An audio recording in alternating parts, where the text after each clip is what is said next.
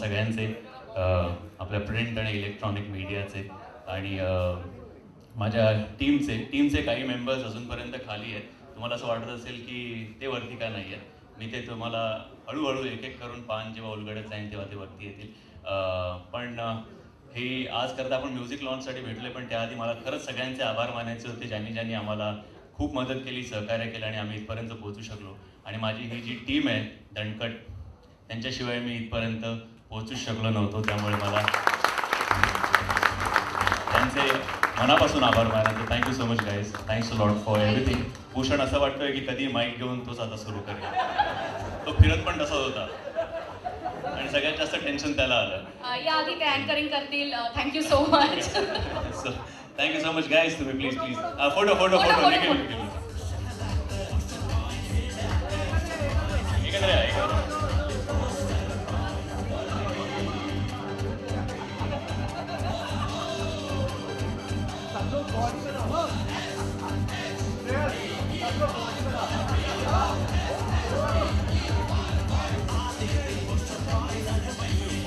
Thank you. खूप खूप शुभेच्छा सगळ्यांना.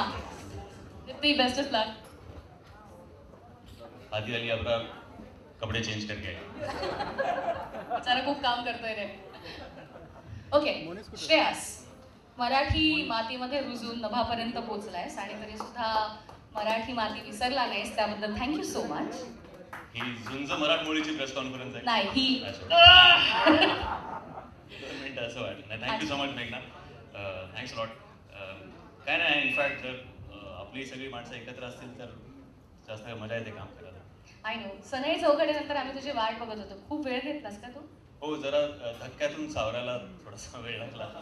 प्रोड्युसरला साधारण थोडा वेळ द्यावा लागतो एक धक्क्यातून. सो मला जरा 4-5 वर्ष लागली. थोडे पैसे जमा झाले आणि म्हटलं की पुन्हा एकदा नव्या जोमानं आपण सुरू करूया. बट जोक सपाट, मी याच्याबद्दल आधी पण इनफॅक्ट बोललोय की फिल्म केली, त्यानंतर फिल्म चांगली चालली आणि त्यानंतर मी थोडासा ब्रेक घेतला होता. स्क्रिप्ट शोधत होतो, समाव ते काय जुळून येत नव्हतं. पण फायनली काही गोष्टी व्हायच्या असतात. तसं समीर मला एका वेगळ्याच प्रोजेक्टसाठी खरं तर भेटला होता आणि तेव्हा बोलला तो बोलला माझ्याकडे एक गोष्ट आहे. मी ती ऐकली आणि खरं तर त्यांनी मला रात्री फोन केला आणि म्हणाला की माझ्याकडे एक गोष्ट आहे. ते म्हटलं सांग ना. तुला मी 1 लाईन सांगतो. म्हणून त्यांनी एक लाईन सांगितली की 3 जणांबरोबर असं असं होतं. आणि त्याला म्हटलं आणि पुढे? तो म्हटलं पुढे उद्या ऑफिसमध्ये. सो तो ऑफिसमध्ये आला, अख्खी गोष्ट ऐकली, आम्हाला आवडली आणि आज आपण म्युझिक लॉन्चपर्यंत येऊन पोहोचलोय. आम्हाला फिल्म विषयी सांग. म्हणजे असं पोस्टर बघून असा फिल्म विषयी सांगण्यापेक्षा मला असं वाटतं मी एक छोटीशी आमचा जो थिएट्रिकल ट्रेलर आहे त्याची एक झलक मी दाखवतो.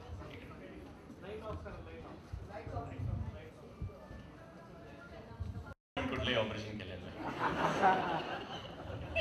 असं ट्रेलरवरनं वाटलं की खूप भारत असतात, तगडा आणि रांगडा असा चित्रपट आहे. रागडा आणि उघडा आणि नागडा पण आहे.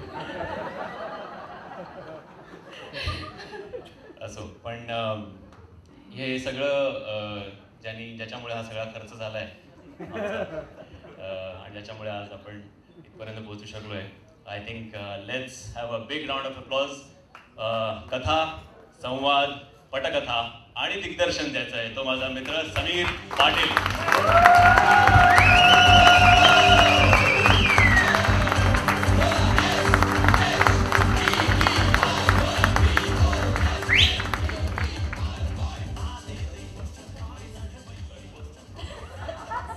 काय नाही समीर, तुला कसं वाटतंय आज? तू खूप उशिरा आलायस. तू सगळे पाहुणे आल्यानंतर तू आलास. कसं वाटतंय? नाही, मी असं विचार केला की मी आता दिग्दर्शक झालोच आहे, जरा उशिराच जाईल.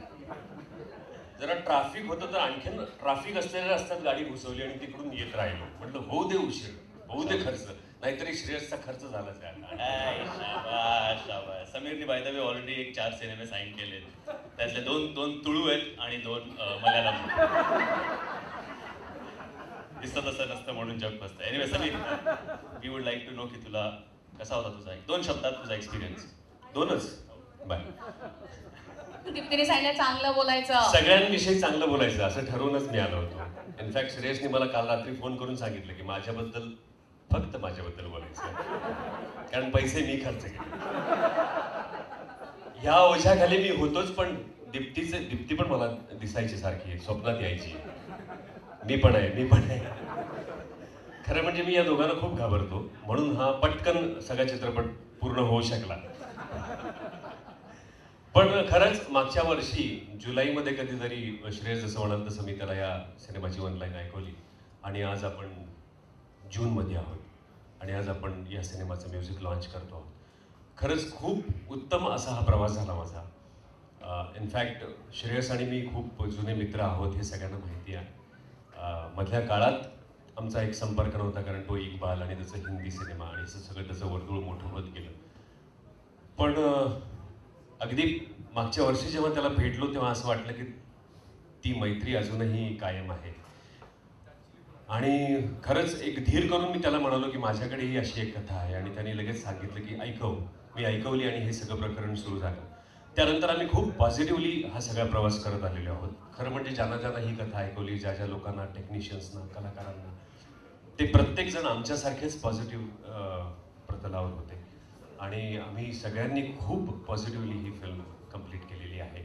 या सगळ्याचं श्रेय मी माझ्याकडे घेणार नाही. खरं तर या सगळ्याचं श्रेय श्रेयसला आहे असंही मी म्हणणार नाही. कारण आमच्या युनिटमधला, म्हणजे शूटिंग युनिटमधला आणि पोस्ट प्रोडक्शन युनिटमधला, प्री प्रोडक्शन युनिटमधला अगदी शेवटातल्या शेवटच्या मेंबरमुळे हे सगळं शक्य झालेलं आहे आज. So I am very thankful to everybody. खरं म्हणजे मी माझे सगळे कलाकार, म्हणजे दिलीप काकांसारखा एवढा सिनियर ॲक्टर ज्यांनी एका फटक्यात या स्क्रिप्टला हो म्हटलं,